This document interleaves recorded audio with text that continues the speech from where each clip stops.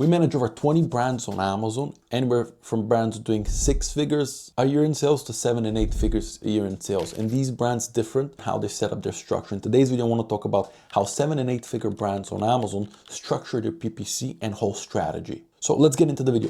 I've spoken with so many brands that sell on Amazon the last year. We've audited a lot of brands and advertising strategies and listings. And the brands who do the best see Amazon and e-commerce in a different way than a lot of the up and starters and the ones who are struggling. First is the product, and I cannot emphasize that a lot. I don't want to talk about the product. I want to talk about the strategy behind how they're making these sales, but a very important part is they have a very good product and they're trying to build a brand, not just a commodity. Because you can get the 7 figures with selling a non-branded product or not a crazy brand, but going to 8 figures and beyond, you struggle to do that. So you want to build a product that's high quality, but you also want to start creating a brand. So first, let's start with the advertising strategy. What a lot of people are probably curious. The advertising strategy in PPC, they see it very differently, and I'll tell you why. Most smaller accounts, smaller brands on Amazon, what they do is they maybe have an auto campaign, maybe they have a couple of broad and manual campaigns, maybe a product targeting, and they leave it. That's it. They don't do any new campaigns, they don't do any new testing, they don't optimize it as much. On the other side, the PPC strategy and advertising on Amazon for 7 and 8 figure brands is different because they test all the time. What I mean by that, first, they don't have 2 or 3 campaigns. They test absolutely everything they can, from auto to broad to phrase to exact to product targeting for a category, for product targeting with competitors that have worse reviews, competitors that are more expensive, competitors that are top 5 in the space and they want to compete with them. They also do sponsored brands, sponsored displays, sponsored videos. A lot of the bigger boys do DSP as well. So they test absolutely everything you can think of when it comes to Amazon, and they optimize that. What I mean, so let's say you launch 20 campaigns. You don't set them and forget them. You want to check them all the time. Are they performing well? Are they performing worse? Did you put a very low bid and now you need to increase so you get more impressions and clicks? They do that all the time. So the amount of work and effort that's been put on these bigger accounts is a lot higher than in these smaller accounts because they're testing all the time. And more importantly, they don't test once, they test on the regular. For example, brands we work with that are bigger, we do new campaigns for them all the time, new tests. We go to their search query performance in depth to see where can we dominate? How do we stand against competitors? Are we gaining rank? Are we losing rank? Is our average conversion rate higher or lower? How can we improve it? So all of these things are done all the time. It's not like you have one winning campaign and you stick with it. No, you keep on doing more and more so you can win more and more search terms and keywords. On Amazon, you have 10 to 15 keywords in most categories that will bring a lot of the sales.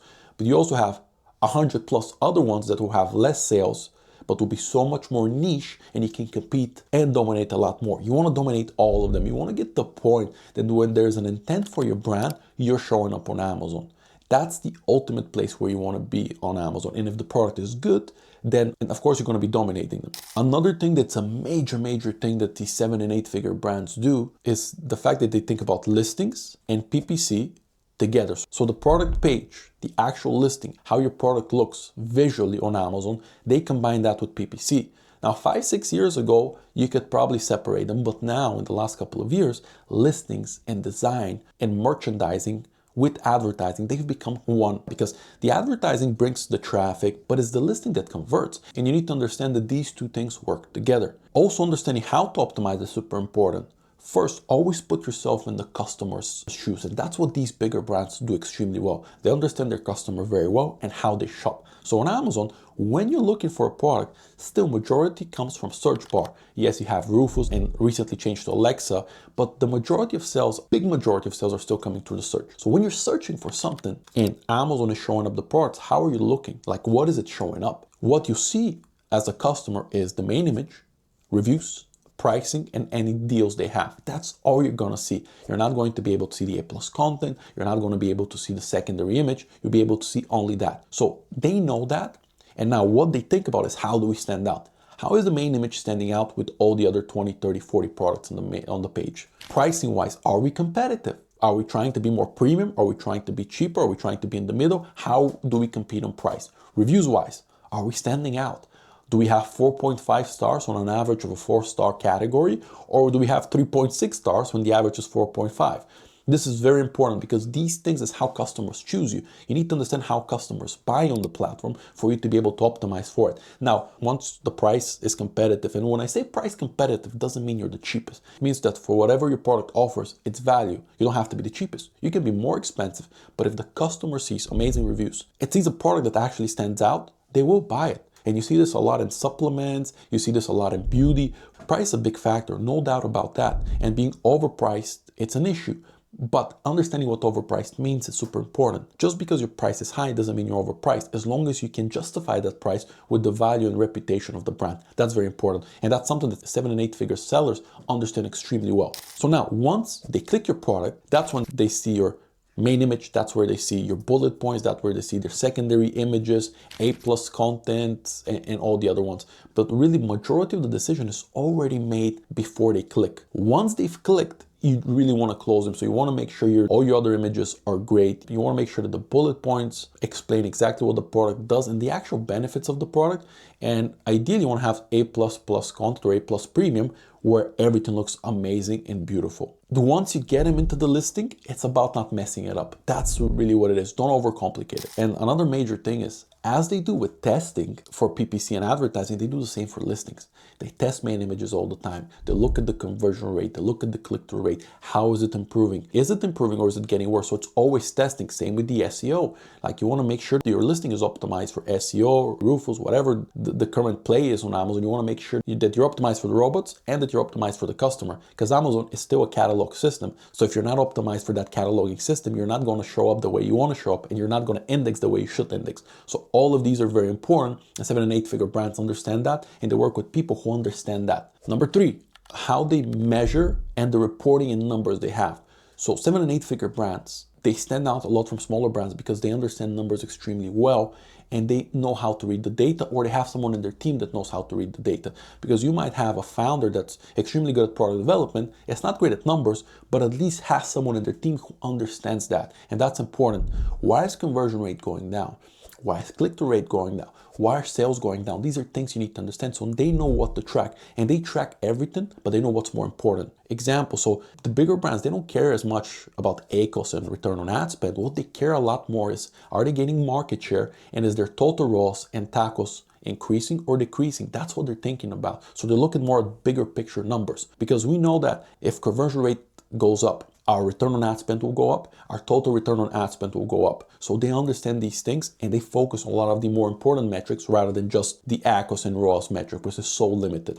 And also they understand extremely well that organic sales and advertising sales on Amazon help each other. It's not just about how much I'm doing in ads, how much I'm doing organic. It's about them combined and how they help each other. And now, especially with AI, you can have a lot of these dashboards that are so easy to read. They look at numbers, or they have someone in their team looking at numbers more often and understanding those numbers. That's something that smaller sellers don't do, but they should do. They need to understand the data and how the market is shifting, because a big part of the game is a numbers game.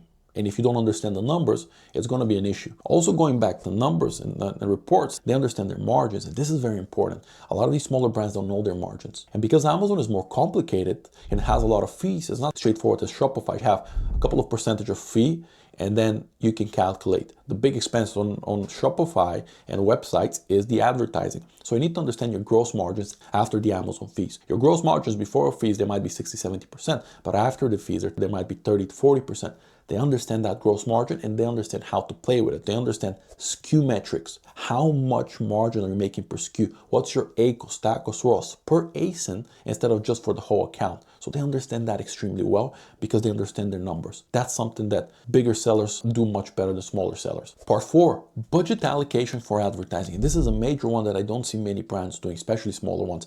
They understand that you have to spend on ads. What they understand very well though, most of your products are not going to be winners. From 10 products, maybe 2 or 3 will be significant winners. The other one will have sales, but there'll be more help in the other ones, right? They won't be the main characters. So they know how to allocate budget based on that. They know that you can have 50 campaigns, but 10 to 15 really performing. So what they do is they allocate most of their budget there and focus more on the winners rather than focusing on the losers. Amazon advertising and PPC, a lot of it is understanding where to allocate budget and what works best and how to make it work even better.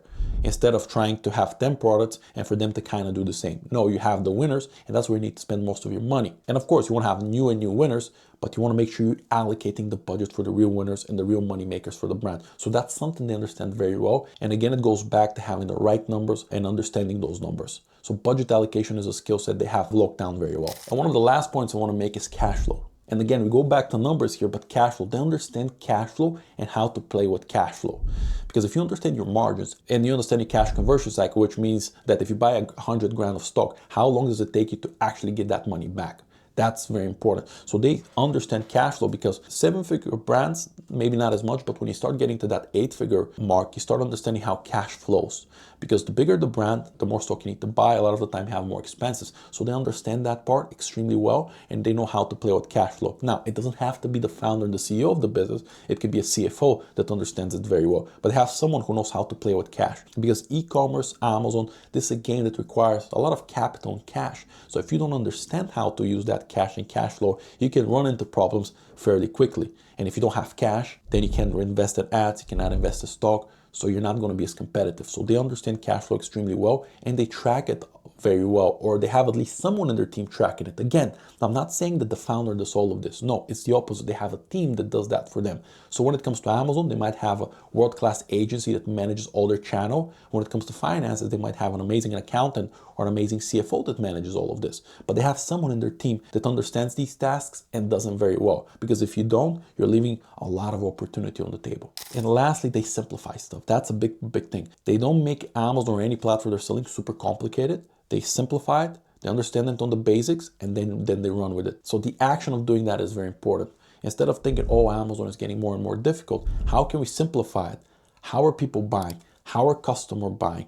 Is it going up? Is it going down? Simplify it as much as possible so you can actually run it correctly and run it well. So for me, the closing statements here is, if you really want to go from a brand that's doing 5-6 figures a year, and you want to go to 7 and 8 figures profitably, which is the key, is you need to understand these points I just made. To build a bigger brand, you need to have a product. The product needs to be great. If the product is not good, you will struggle. Then after that, advertise, test, have that. That's very important. Advertising and testing is something that you should never stop. This is valid as Amazon as with other platforms, but you need to understand that testing and always putting a lot of work in that is very important. Understand your numbers.